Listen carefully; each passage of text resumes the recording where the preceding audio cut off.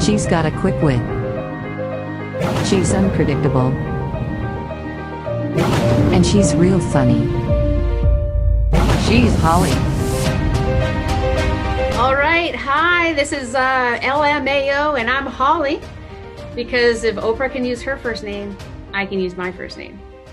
Today, we are coming from Holly's home studio, and we have welcoming our guest, Daniel Laitman from New York City. How are you, Daniel? I'm good. Welcome. Much better now talking to you. Oh, it's so good to see you. It's been a couple years, I think. Yeah. It's been, well, maybe it feels like 2 a couple years. years. It feels like that. So Daniel and I met in New York City at either an open mic or a show. And Daniel, American Comedy Institute. oh, American Comedy Institute. Yeah, good memory. See, you're my younger friend, so I'm glad that you can remember. Tell me, you've been in New York. How long you been doing comedy? Like 10 years was my first open mic. Awesome. What's your favorite memory or the funniest memory from your open mic in New York? Oh my God. Recently I was looking back at old sets. I was like, I would have a bad set and I would totally break down. It's like I was such a wimp back then. Then I bombed once and I was like, I'm still a wimp. Awesome. What are you doing now to practice your funniness? My funniest, most interesting performance, I performed to a single person with a hearing disability. And? I killed. That's awesome. That's awesome. Whereabouts was that, in a New York club? Yeah, it was New York Comedy Club. It was this thing called Late Night. Oh, okay. Which is where they have comics come up after the set and do like 5 minutes. Yeah, yeah. And it's pretty cool. I was also passed at the comic strip for Late Night. Okay. And it's like this big prestigious thing. And I never went back. Oh. Never once. Left it on a high. Yeah. That's awesome. And you traveled on the road. Tell me some of the funniest material that you've used that was kicking butt. In Cleveland, I started my set off with how do you look like a hipster and a Nazi youth at the same time? Okay. It's like, Heil, but also, oh no, the gluten. Oh. That's awesome. And do you have a go-to closing joke that you use? I just go, good night, and I walk off stage. No, you don't. You have a strong I do. On. That's. Tell me what your strong finish joke. My parents always ask me to do this one. The last laugh doesn't mean you're victorious. It just means you're slow. Why did you start? Tell me. That's hilarious. And tell your parents hi for me. Okay, I will. And tell me why you started doing comedy. I started doing comedy because of Robin Williams. Oh, okay. Tell us a little bit more about that. Which is ironic because I'm the least Robin Williams-y comic imaginable. I'm like super low energy and stuff. But no, one day coming home from a Yankees game, which is honestly, this is the only good memory I have involved in sports. But we were coming home from a Yankees game and my dad turned on Robin Williams live on Broadway. I'm like, this is awesome. Why haven't I discovered this before? And then I started doing comedy at lunch tables at my high school. That's cool. Yeah. That's cool. Yeah. Like I built a fan base. Of course. Like they started a Facebook fan club. Wow. I love that you had Facebook in high school, Daniel, because Facebook wasn't even thought of when I went to high school. Yeah. Tell me your go-to material that you write about and you deliver on stage. What is it? Centralized? What is it about? Sometimes it's just like silly stuff, like yesterday I flushed my friend's Adderall down the toilet, and now I just have roaches with perfect SAT scores. Okay. But often it's like mental illness in my family, and Okay. how I can't get any women. Oh, so tell me about the material. You use mental illness to help others, to help yourself, both, and your parents. Yeah. We actually, I was part of a mental health comedy tour. Okay. That was a lot of fun. We would do straight up stand up, and then we would have a panel where we talked about mental illness. Perfect. Tell me some of the material you used, if you can, right now. That you used at that. I first found out I had schizophrenia when I wrote in my diary, "Dear Diary," and the diary wrote back. And you must have. This is one that I came up with recently. Okay. That I did not do on the mental health comedy tour. I have depression. It's gotten pretty bad recently. Like, I took an acting class and my teacher told me to spiral into depression. I was like, I can do other shapes too. That's awesome. Keep going with some of that. I love it. I also have OCD. I have a lot of problems. All my friends say they have OCD, like, oh, I like it when things are exactly the way they're supposed to be. I've gotten an erection for showing up on time. Some of us have issues. All right. And about your parents, tell us some of the material you've got about your parents. Both my parents are doctors, and there are very important differences between being a comedian and being a doctor. Like, when a doctor has sex with his patients, it's called Nightingale syndrome. Mm-hmm. Know what it's called when a comedian has sex with an audience member? No. Awesome. Awesome.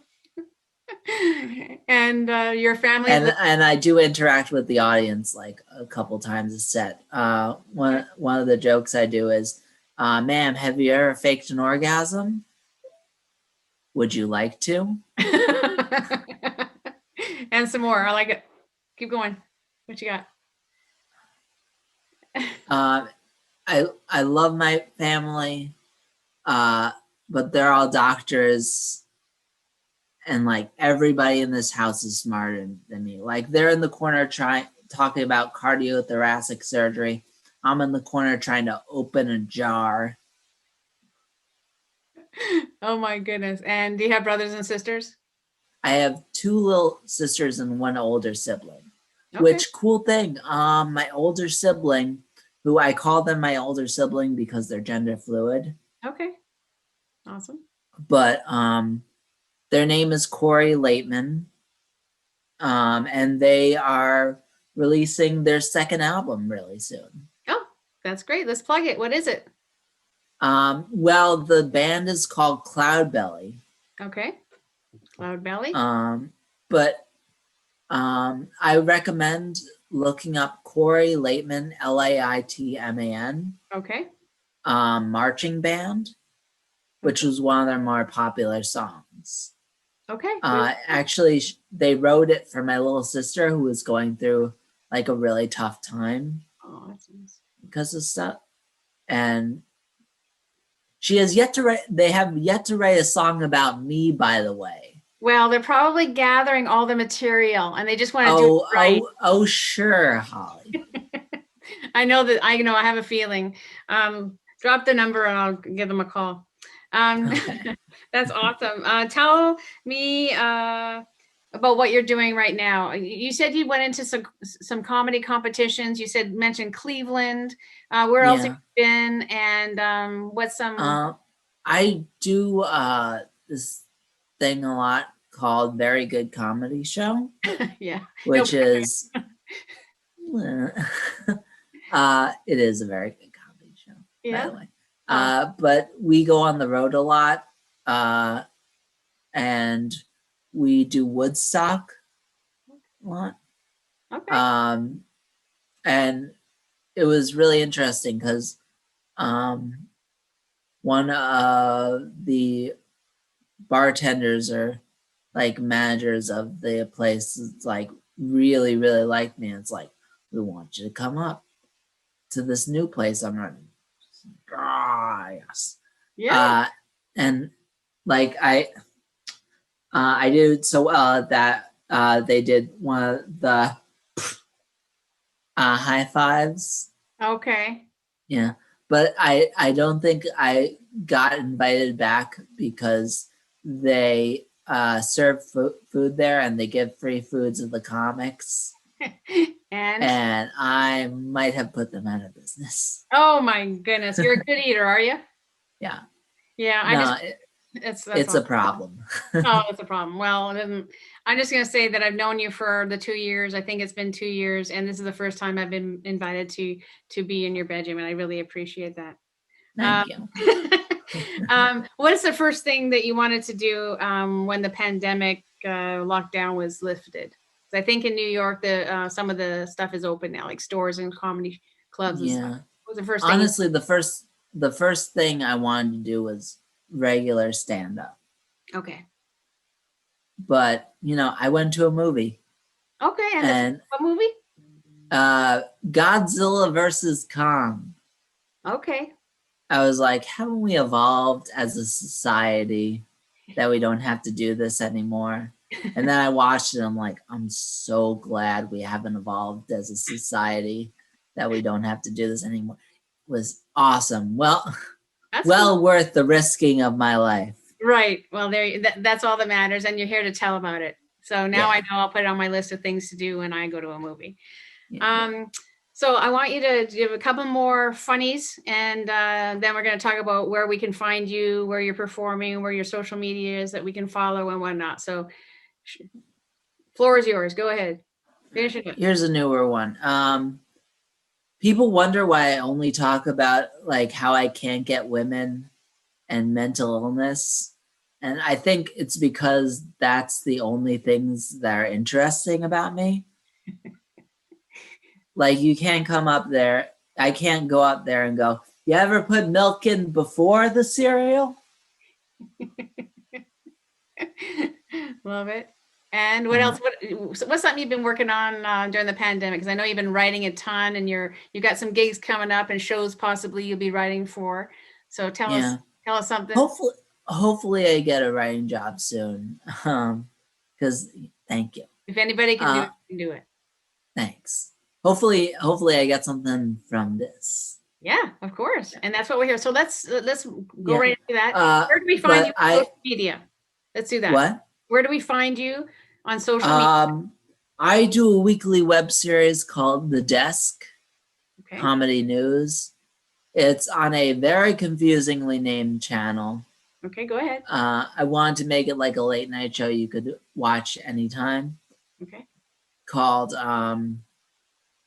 Any Time of Day with Laitman. Okay.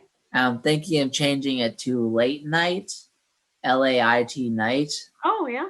Yeah. And our slogan would be, we know we're confusing to foreigners. I love it. I love it.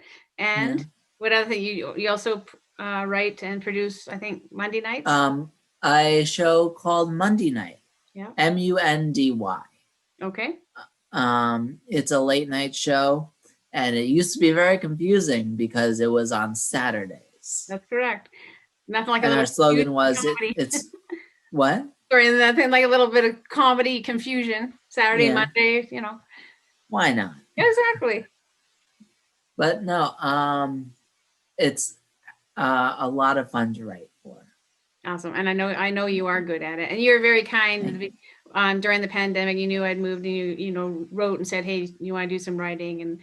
And I know I haven't reached out. And you never took me up on it. No, but I wrote back. Oh, true. Okay, social media. Where can we find you? Besides the YouTube channel. Yep. My Instagram is Dan Laitman. Okay. At Dan Laitman. Okay. My Venmo is at Daniel Laitman. Perfect. Okay. 4101. If anybody would like to send me millions of dollars, that's perfect. You don't know unless you ask. Yeah, exactly. Okay. Uh, Facebook. and I don't really use the Instagram a lot, but I'm going to start like posting things again Okay. Good. on it. We'll look forward to it. Yeah. Well, one last joke before we go. Floor is All yours. right. All right. Let me think. I have a racist uncle. I mean, he's okay. KK. Oh shit. Oops. Actually, half my family is Republican, Uh-huh. and they all think all millennials are some dangerous militia.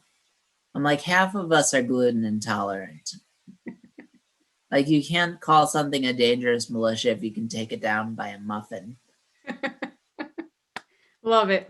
Oh, Daniel, you're so funny, and I miss you so much. I want to I thank miss you so too. much, so much for your time, and I hope to see you soon in person. But right now, it's just good to see your face, and we'll stay in touch, of course.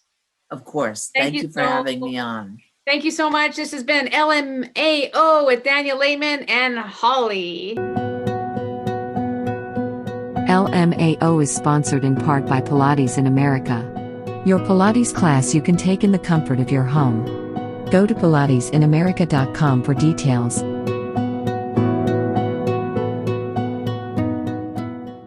This has been a presentation of LMAO Productions.